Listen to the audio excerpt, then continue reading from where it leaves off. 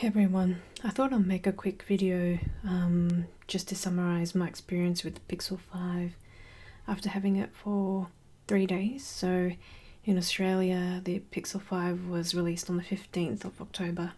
It's now the 18th, and I thought it's been a while since I've made a video, and I'll compare it to some of the other flagships that I have access to.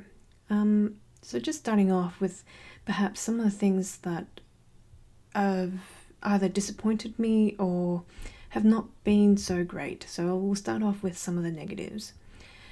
I guess we'll start off with the screen. So here I've got the Note, which is a behemoth of a device compared to the Pixel.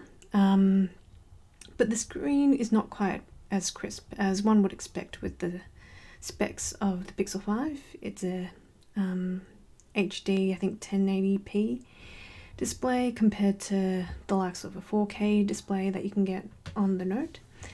And even sort of comparing it to last year's iPhone 11 Pro, the colours don't seem as bright.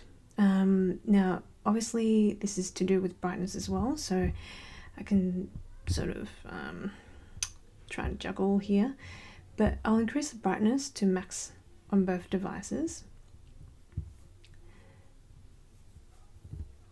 And yes, wallpaper differences and that sort of thing, but the brightness and the colours and how vivid they are just seems to be a bit more muted on the Pixel 5 as compared to the iPhone 11 Pro.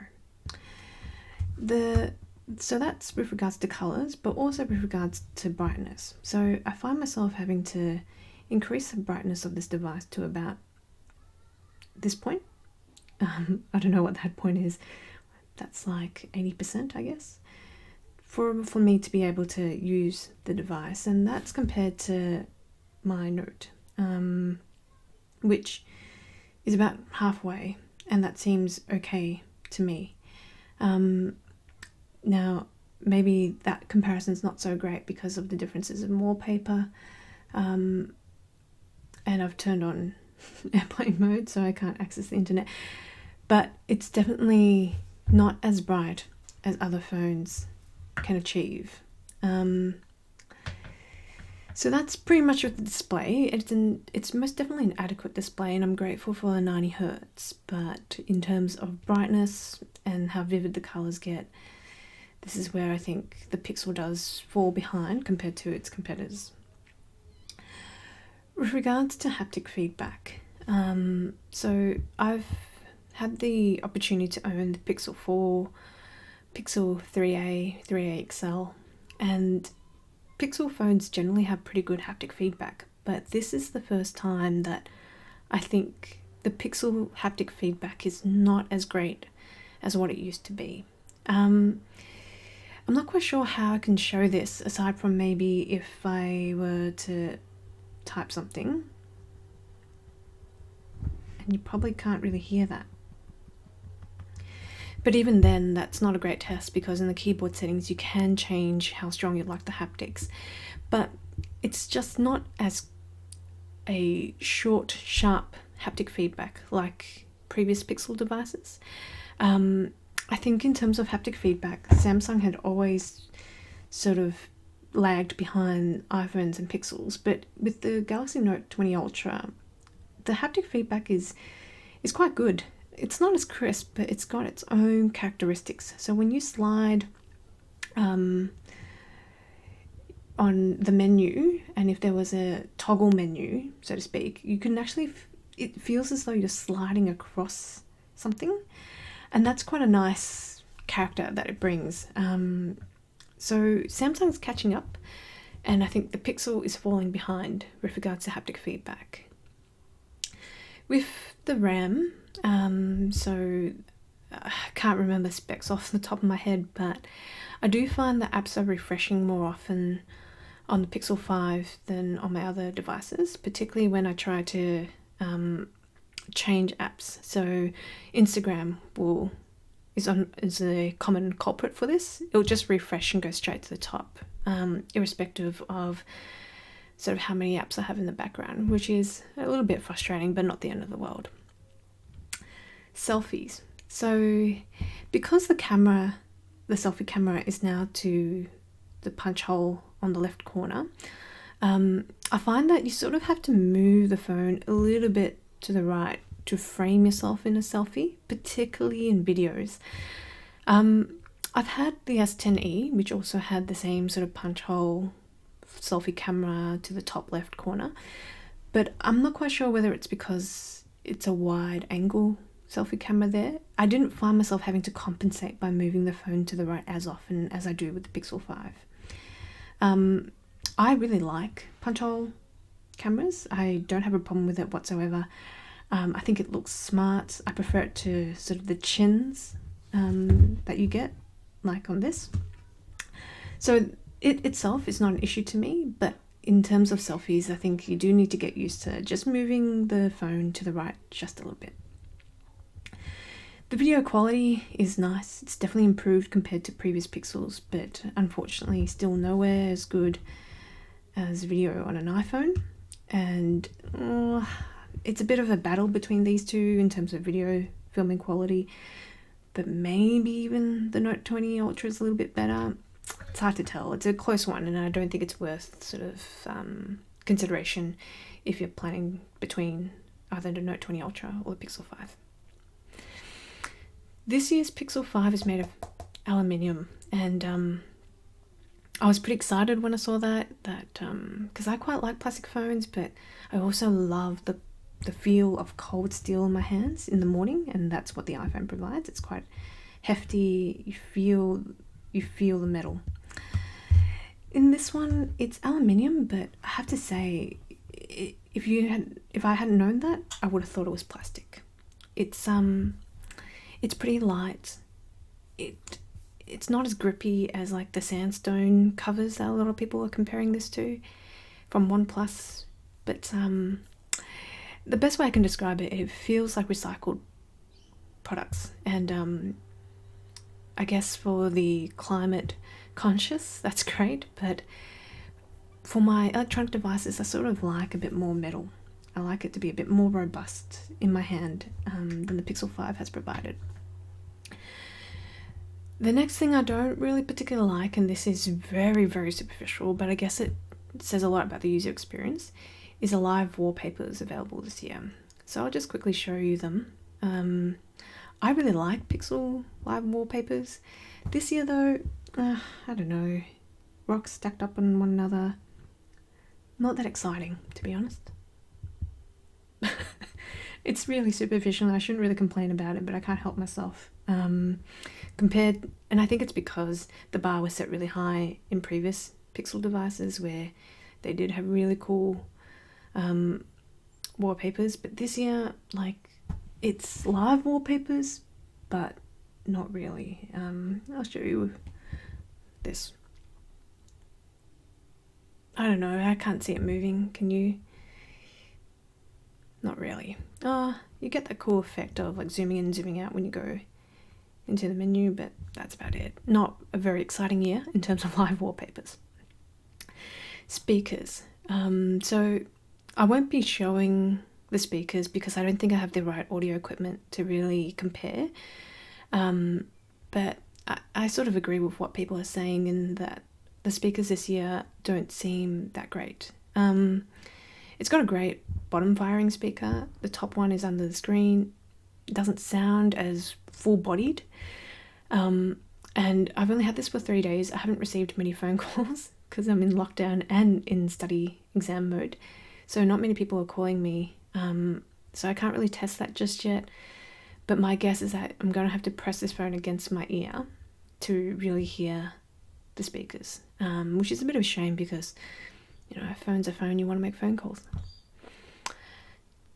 For this year, the AOD, it's always, you know, it's a normal, it's the usual Pixel always on display. I do like the customization that you can get in changing the font entirely of it. But I sort of miss the way that OnePlus used to do their notifications, and they still do. With this one, the little icons just line up. It doesn't really flash the message on the screen or anything like that. So let's move on to the positives now. I think I've ranted on enough about the negatives, and there are quite a few positives. And I think in terms of an Android device, I think this is as close to sort of the iPhone experience as you can get, in that it just works. It's very simple. There are a few cool little nicks that you might like, that sort of says a lot to the Google experience, but it's very similar to iPhones. So the battery life is fantastic. It's so much better than the Note 20 Ultra, and this is the Exynos version, so please take that with a grain of salt. But this is pretty bad. I'm getting sort of 5 hours screen on time. That sounds great, but when considered in with the standby time, it barely lasts me 24 hours. And that's a heavy day of use. I mean, I'm a bit embarrassed to say that I'm using my phone for 5 hours in 24 hours, but it's not good.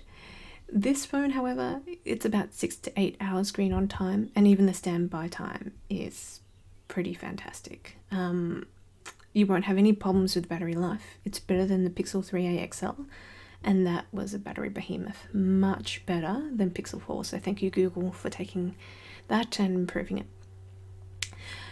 Another pro, and this is a bit sad to say this and mention it on a Pixel device, but no quality control issues that I can see. So I loved my Panda Pixel 2 XL, but I had the dreaded problem of the screen tint, where mine was just a cool sort of blue-green screen tint compared to other phones. So I ended up selling it. I just can't stand screen problems, particularly when it comes to a cooler screen tone. I already generally like warmer tones, so that phone didn't last very long for me. But I'm glad to say that this one so far, no manufacturing issues whatsoever. As I mentioned before, Pixel things. So Pixel Live wallpapers, you can download the previous ones. So here you can get the previous Pixel ones. So even if you're not impressed by this year's Pixel Live wallpapers, you can still get the good old Pixel 2 XL ones, so you're all good. In terms of customization, I really like the new fonts that they've included this year. So if you go to Style, and let's just say we'll customize our own. So there's a whole new range of fonts, and it's little things like this that I really like. I know it doesn't mean very much as a phone, but if you're looking at something every day, I do like to customize things to make it suit me. So I'm just going to quickly, let's pick that weird shape and let's just apply. So now the font's changed. As you can see, everything about it has changed, and even the always on display fonts has changed. So I really like that. Other few things that are very pixel-esque, that I like is the flip tush. I've missed that on my other phones like the Note 20 Ultra, the iPhone. It's really handy to receive a phone call and just mute it by putting it down. So I like that, and I really like this bedtime feature here. So what that does is it turns a phone to grayscale like that, and it turns on do not disturb, sorry. And then you can add in sort of exceptions to that rule by maybe putting in starred contacts as being able to disturb you all you want. On my Note 20 Ultra, I actually had to make my own Bixby routine to achieve that. So I have sleepy time. But yeah, this comes natively with Pixel phones, so that's really good. In summary, I'll be honest, it's a pretty boring phone. I mean, generally I get pretty excited about phones, and you can see why. Like with things like Galaxy Note 20 Ultra, I mean, massive display, cool little stylus thingy, which I don't really use anymore. I used to use it quite a lot on my Note 10 Plus, but for some reason I think the Galaxy Note 20 Ultra is almost just a bit too big for my hands, so I don't use it that often, to be honest. So there were exciting things about it, whereas the Pixel, I don't know, it's just not that exciting. But it's a good thing for it to not be exciting. It's got everything you need in a phone. There's just no extra thrills. There's nothing that could go wrong and be buggy, really. It's a phone that works and it has cool little pixel features. Now in Australia, we don't get the call holding, we don't get the spam caller screening thingy, which is a little bit annoying. But it still has other pixel things like, this home screen, and I'm sure you can achieve that with other launchers and things, but there's just something about the way the Pixel does it that it works, and it works well. It's most akin to the Nexus line. So my last Nexus phone was a Galaxy Nexus, and this is similar to that in that it's not the top specs, it's decent specs, but it works well and it comes in at an okay price. And maybe that's what we just need to expect these days, paying $1,000 for a phone. I think with regards to comparing it to OnePlus, OnePlus has much more features. There's something about OnePlus. I think it's the cameras, perhaps, or the haptics. Just generally, in terms of everyday use, I find myself getting really easily bored with a OnePlus phone and more satisfied with a Pixel phone. So I'm going to keep these phones, all three of them, for now. I'm sort of interested in the iPhone 12 mini, particularly, once again, for a very superficial reason, in that the magnetic accessories look pretty cool. This phone, look, probably will sell it, to be honest, unless a software update can come in and really drastically change the battery life. The battery life on this is woeful. And I've given it enough chances. I've had this phone for more than a month now, and I don't always have this cool flashy wallpaper on it, so it's not that. Even then, just really disappointing battery life. So the Pixel 5, a boring phone, but boring for all the right reasons. If you've got any questions, please feel free to comment, but perhaps I'll do a more full-on review later on. Thanks for watching.